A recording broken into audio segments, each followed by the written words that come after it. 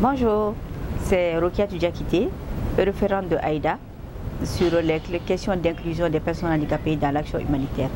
Alors, je fais cette petite vidéo pour vraiment sensibiliser les uns et les autres par rapport à l'inclusion des personnes handicapées dans l'action humanitaire. Pourquoi cela? Nous savons que les personnes handicapées, particulièrement au Mali, la majorité vit, sinon même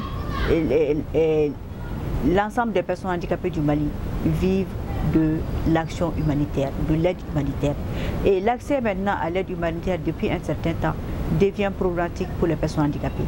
Parce qu'il y a d'autres couches vulnérables qui ont vu le jour, comme les veuves, les orphelins et les déplacés.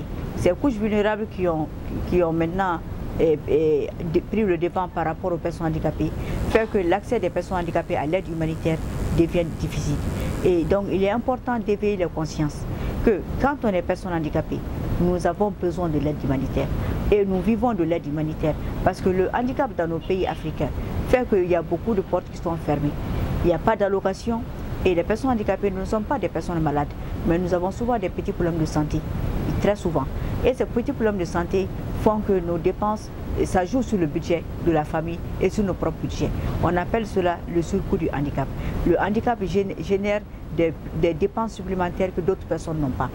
Donc, si l'aide humanitaire arrive aux personnes handicapées, ça va nous permettre de nous autonomiser parce que ça nous permettra de l'argent que nous devons investir dans le surcoût du handicap, de mettre cet argent soit dans une activité génératrice de revenus, soit de mettre cet argent dans les dépenses de santé. Donc, il est très important que les personnes handicapées soient prioritaires dans la distribution de l'aide alimentaire au Mali. Très important. Parce que les personnes handicapées, majoritairement, on ne peut pas faire les petits boulots. Et faire la lavandière, aller faire domestique quelque part, être mécanicien, comment dirais-je, apprenti de Sotrama. Il y a beaucoup de choses que nous ne pouvons pas faire. Ce n'est pas qu'on n'a pas la volonté, mais l'environnement ne s'y prête pas. Alors, je lance un appel pressant à toutes les personnes de bonne volonté, de se dire que quand tu es handicapé et pauvre, tu es plus pauvre qu'une personne qui n'est pas handicapée mais qui est pauvre. Je pense que la plus grande des pauvretés, c'est être handicapé.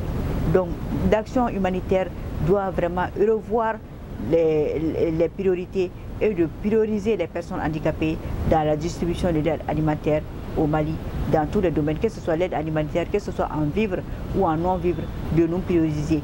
Et dans les situations de risque, dans les zones de conflit, de prioriser les personnes handicapées en termes de secourisme.